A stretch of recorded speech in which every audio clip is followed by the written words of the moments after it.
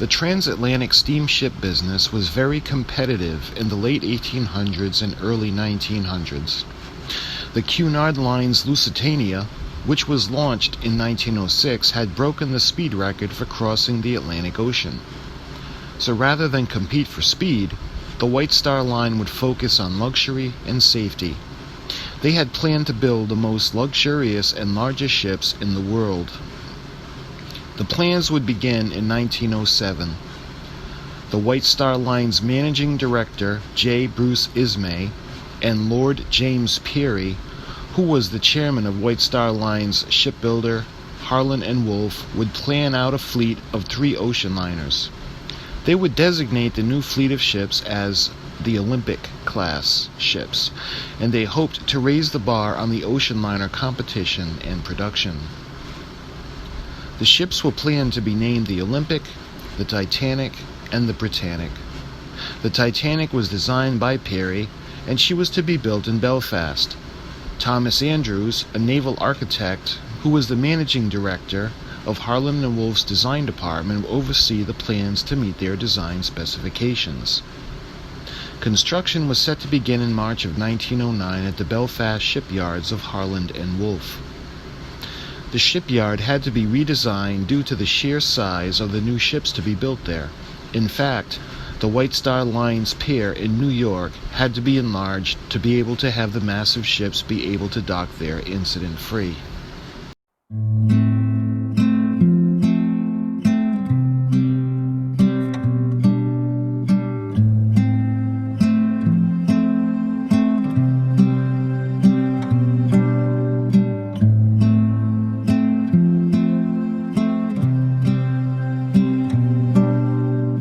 Construction of the R.M.S. Titanic began on March 31, 1909 at the shipyards of Harland and Wolff.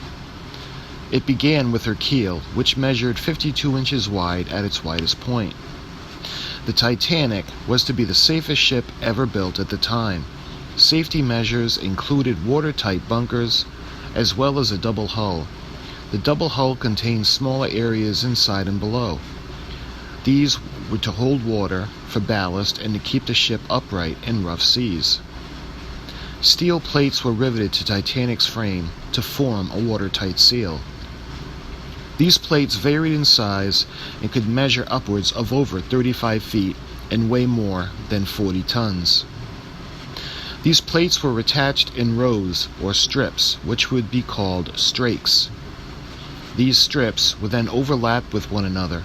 This is called joggling. The sides of the ship were anchored by ribs as high as 60 feet each. They were spaced 3 feet apart. Of the 15,000 workers employed by Harland and Wolff, 4,000 were assigned specifically to R.M.S. Titanic. These workers worked up to 60 hours a week. Their shifts were 6 in the morning to 5:30 in the evening, with only meal breaks of breakfast and lunch during that time period. In October of 1910, Titanic's hull plating was complete, thus finishing her shell. These plates were held in place by using rivets. Total construction of Titanic consumed approximately 1,200 tons of rivets. These totaled 3 million rivets used. Titanic's shell or hull took 2 years to complete.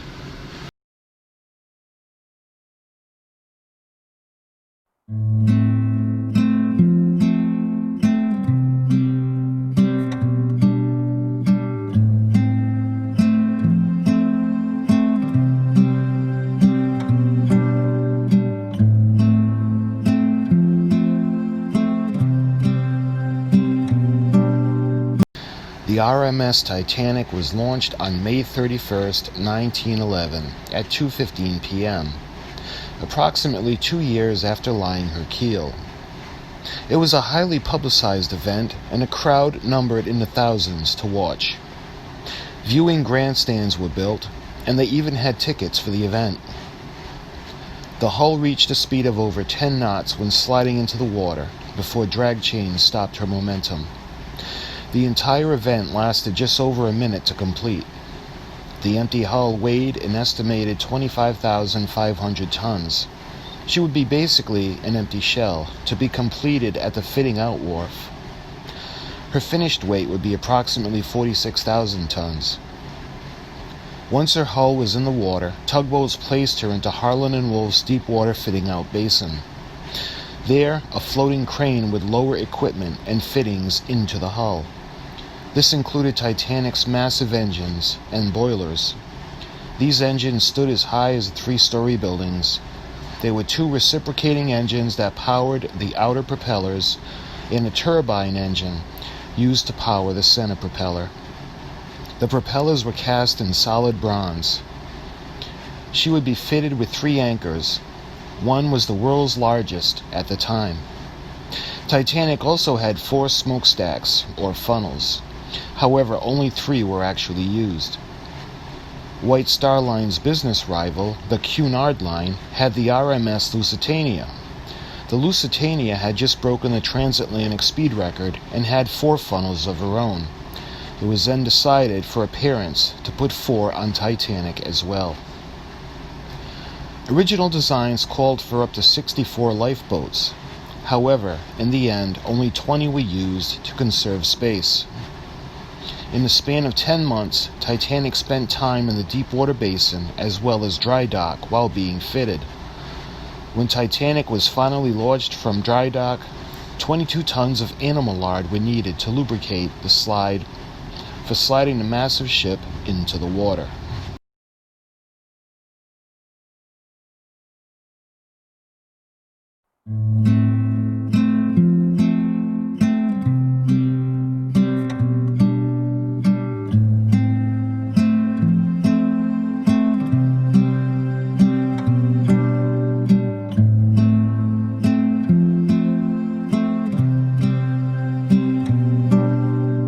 The R.M.S. Titanic passed her sea trials and was certified by the Board of Trade. She left for Belfast on April 2, 1912, and arrived at Southampton on April 4th. Her crew complement of 913 men and women settled in, including her captain, Captain Edward John Smith. Smith was White Star Line's senior captain and had commanded the R.M.S. Olympic as well. The Titanic was 883 feet long and 92 feet wide and displaced 52,300 tons. She was 175 feet tall, and of that, 35 feet were below the waterline. She had electricity for lights and heaters in every room. From electric elevators to swimming pools to Turkish baths to a gymnasium, Titanic was considered the most modern and luxurious ship of her time. First-class passengers were treated to a 6-story grand staircase that had a glass dome at the top. On April 10, 1912, she was ready to receive her passengers. The Titanic left Southampton bound for France and back to Ireland before heading to New York.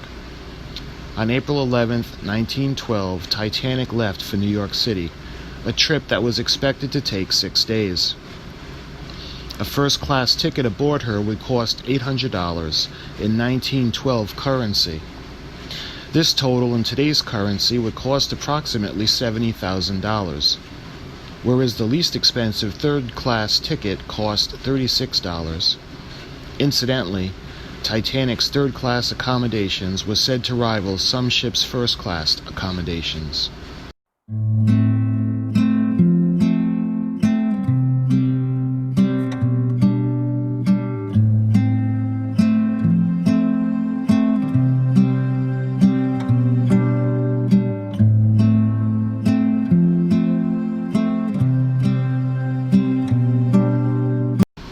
Among Titanic's modern facilities were Marconi's new wireless telegraph system, and the 2 Marconi operators kept the wireless room running 24 hours a day. This could communicate both with other ships as well as transfer messages for the passengers. On April 14th, they received 5 different ice warnings about icebergs and broken off chunks of ice in the area. Busy with all the messages from the passengers, the operators didn't hold them in high priority. They did relay them to Captain Smith. They would later receive a sixth warning, but it never would get to the captain. The ship was steaming ahead at 22 knots. At 11:40 p.m. on April 14th, lookout Fred Fleet observed an iceberg dead ahead. He relayed the information to the bridge, and First Officer William Murdoch ordered the ship hard to port. Even with the ship steering hard to port, it was obvious that the rudder was much too small in relation to the size of the ship, as she was only turning slightly. He would also signal the engine room to reverse direction to full astern. But the ship was moving too fast to avoid the iceberg. The ship did turn, but not enough, resulting in the iceberg scraping against her starboard side. The damage would open 6 compartments that would result in water flooding in the areas. The watertight bulkheads had been ordered closed by First Officer William Murdoch. However, they did not go high enough to stop the rising water. So as a result, the water would travel over one at a time and ultimately flood the ship. Even though the passengers felt a slight shudder as the ship hit the iceberg, the damage was enough to doom the huge ocean liner, and as a result, she would be on the bottom of the Atlantic in just 2 hours and 40 minutes, taking over 1,500 lives with her. The Titanic would send out distress signals, but the only ship to respond would be the Carpathia.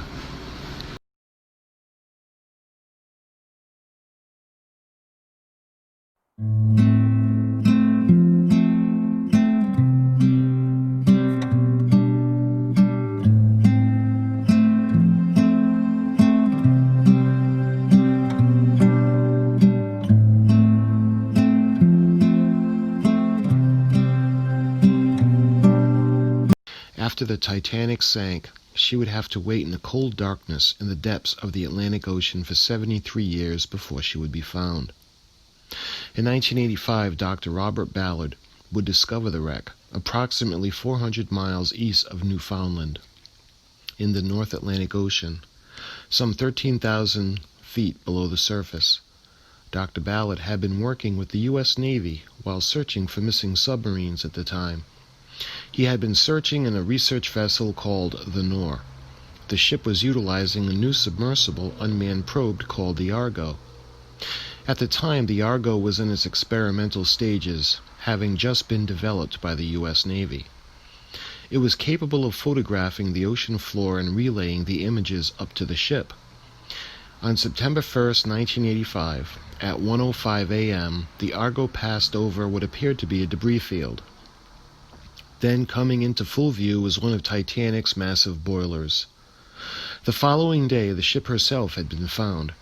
It was discovered that she had been split into 2 sections, the bow section, which was approximately 2/3 of the wreck, and the stern section.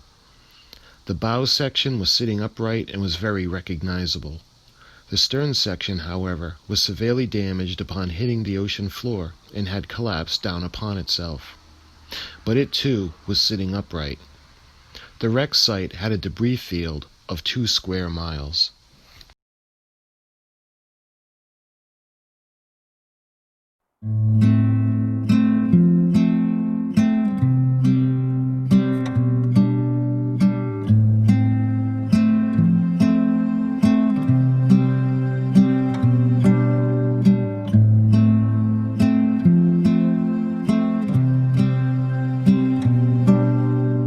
Being underwater at the bottom of the frigid Atlantic Ocean for 108 years have really taken their toll on the R.M.S. Titanic.